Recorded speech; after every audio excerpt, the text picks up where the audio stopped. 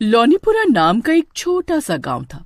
दीपावली का त्योहार करीब आ रहा था, इसलिए पूरा गांव लाइट और चमकीली झालरों से सजा हुआ था। गांव के लोग दिवाली का त्योहार बहुत ही धूमधाम से मनाया करते थे। एक रोज गांव में रहने वाली गीता दिवाली पर घर सजाने का सामान लेने के लिए अपनी बेटी लीला को लेकर बाजार जाती है। बाजार में कई तरह के बम पटाखे देखकर लीला अपनी माँ गीता से उन्हें खरीदने की जिद करने लगती है। माँ, देखो ना, दुकान में कितने सारे पटाखे हैं, मुझे भी थोड़े पटाखे दिला दो ना। एक तो बाजार में दिवाली का इतना महंगा सामान है, ऊपर से तुझे पटाखे चाहिए। दिवाली आई नहीं कि बस पटाखे का रट्टा लगाना शुरू कर दिया। अब एक शब्द पटाखे का मुंह से ना निकालना। ऐसा बोलकर गीता लीला को चुप करा देती है और उसे एक भी पटाखा नहीं दिलाती। घर आकर लीला रोने लगती है और माँ के पटाखे न दिलाने से वो उदास होकर घर से दूर एक बरगद के पेड़ के नीचे बैठकर जोर जोर से रोने लगती है।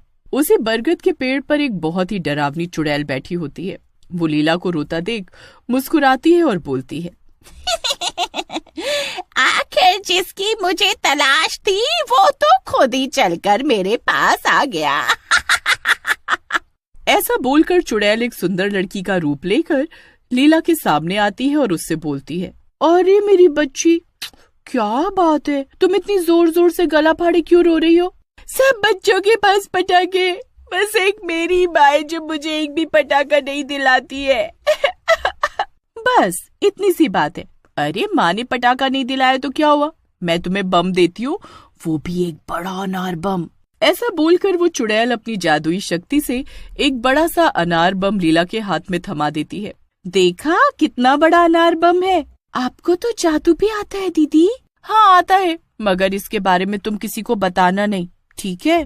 लीला बड़ा अनार बम लेकर खुशी खुशी घर आती है और अपनी माँ को अनार बम दिखाते हुए उनसे कहती है, माँ, आपने तो मुझे बम नहीं दिलाया, पर देखो एक दीदी ने मुझे कितना बड़ा अनार बम दिया है, अब मैं इसे मजे से जलाऊंगी। लीला, तुम्हें कितनी बार समझाया कि किसी अनजान से कभी भी कोई वस्तु नहीं लेनी चाहिए, मगर लीला अपनी माँ की कोई बात नहीं सुनती और उस बड़े अनार बम को जला देती है। अनार बम को जलाते ही उसमें से रंग बिरंगी फुहार के साथ काफी सारा धुआं भी निकलता है। जैसे ही अनार बम का धुआं हटता है तो गीता देखती है कि वहाँ पर उसकी बेटी लीला नहीं है। गीता घबराते हुए लीला को सब जगह ढूंढने लगती है, मगर उसे लीला कहीं नहीं मिलती। वहीं दूसरी ओर लीला धुएं के साथ गायब होकर जंगल के एक खंडहर में आ जाती है। खंडहर में अपने सामने चुड़ैल को देखकर लीला बहुत घबरा जाती है। ये मैं कहाँ आ गई? हे भगवान, यहाँ तो चुड़ैल भी है। ज्यादा चिल्लम चिल्ली मचाने की जरूरत नहीं है, सामने तुझे एक बड़ा सा अनार बम दिख रहा है ना, उसी से तुझे बांध कर आसमान में उड़ा दूंगी। ऐसा बोलकर चुड़ैल जोर जोर से हंसने लगती है और वहाँ से गायब होकर फिर से एक लड़की का रूप लेकर गांव में आ जाती है।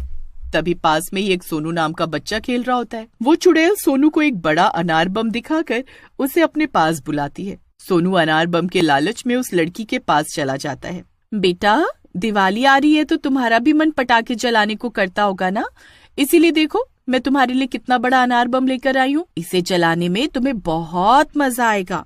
सोनू अनार बम को देखकर बहुत खुश हो जाता है और बिना कुछ बोले ही वो अनार बम लेकर वहाँ से चला जाता है। अरे सोनू, ये इतना बड़ा अनार किसने दिया? माँ, पहले तो मैं अनार बम जलाऊंगा, उसके बाद बताऊंगा कि किसने दिया। ऐसा बोलकर सोनू अनार बम जलाता है। उसके अनार बम जलाते ही वो भी अनार के धुएं में गायब होकर खंडहर में चुड़ैल के पास पहुंच जाता है।